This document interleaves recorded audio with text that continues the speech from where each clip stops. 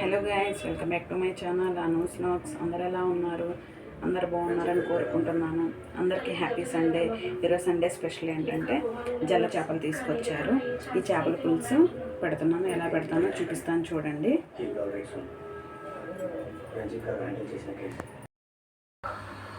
ఇదిగోండి ఈ చేపల కోసం.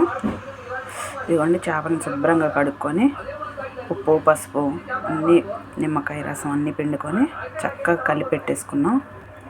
పులుసు కోసం ఉల్లిపాయలని కట్ చేసి పెట్టుకున్నాం, కొత్తిమీర, పచ్చిమిర్చిని కూడా కట్ చేసుకున్నాం. ఇప్పుడు ప్రాసెస్ చూపిస్తాను, చూడండి. ఇదిగోండి పొయ్యి మీద గిన్నె పెట్టేసుకున్నాం. సరిపడా ఆయిల్ని యాడ్ చేసుకొని ఇప్పుడు సాజీరాన్ని కూడా వేసేసుకున్నాం. ఉల్లిపాయ, పచ్చిమిరకాయ ముక్కలను కూడా వేసేసుకొని వేయించుకున్నాం. అలాగే కొత్తిమీర కూడా. ఇప్పుడు దీనిలోకి సరిపడా ఉప్పును కూడా యాడ్ చేసుకున్నాం. చిటికెడు పసుపును కూడా యాడ్ చేసుకున్నాం.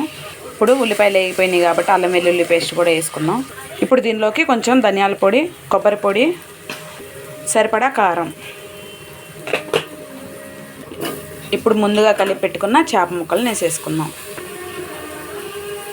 ఇప్పుడు ముందుగా నానబెట్టుకున్న చింతపండు రసాన్ని యాడ్ చేసుకున్నాం. ఇప్పుడు దీనిలోకి కొంచెం జీలకర్ర పొడి, కొంచెం గరం మసాలా, లాస్ట్ అండ్ ఫైనల్గా పులుసు చిక్కదనం కోసం రసం పౌడర్ని కొంచెం యాడ్ చేసుకుందాం. ఇప్పుడు మూత పెట్టేసుకొని ఒక 10 నిమిషాల పాటు ఉడికించేసుకుందాం. ఇదిగోండి పులుసు అయితే రెడీ అయిపోయింది. ఇప్పుడు ఇది ఎలా వచ్చిందో టేస్ట్ చూసేద్దామా. ఇదిగోండి పులుసు అయితే రెడీ అయిపోయింది. ఇప్పుడు ఎలా కుదిరిందో టేస్ట్ చూసి చెప్తాను మీకు. చాలా బాగుంది. ఇదిగోండి పీస్ కూడా తినేస్తున్నా.